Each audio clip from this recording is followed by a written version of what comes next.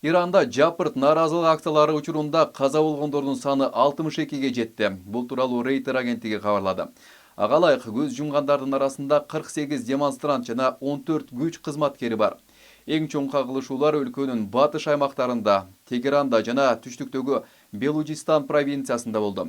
Ирандын жогорку лидери Аятолла Хаменеи өз кайрылуусунда демонстранттарды чет жакта жана АКШда жүргөн оппозициялык топтордун кызыкчылыгы үчүн иштеп жатасыңар деп айыптады. Эл мамлекеттик имараттарды өрттөп жатат. Кээ бир аймактарда митингге чыккандарга карата ок атылды жана интернет, электр энергиясы жапырт өчүрүлдү.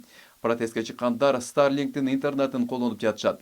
Демонстранттар блокпостторду ээлеп, кармалган адамдарды бошотуп жатышат. Тарыхый желекти көтөрүп, Аятулланын режиминдеги символдорду, тагарак айтканда, генерал Касим Сулейманинин эстелигин кылатышты. Митингдер рекорддук инфляция жана улуттук валютанын арзандашынан улам башталган. Turkish Airlines, Fly Dubai жана Азербайжандын Azal авиакомпаниясы Иранга бардык каттамдарын токтотту. Кече маалымат жыйын учурунда АКШнын президенти Дональд Трамп элге ок чыгарсаңар анда биз силерге сокку урабыз деп Иран бийлигин эскертти.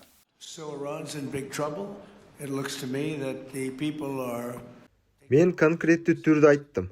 Эгер Иран бийлиги мурдагыдай кылып адамдарды өлтүрө баштаса, анда биз кийлигишебиз. Биз аларга аялуу жерине өтө каттуу сокку урабыз.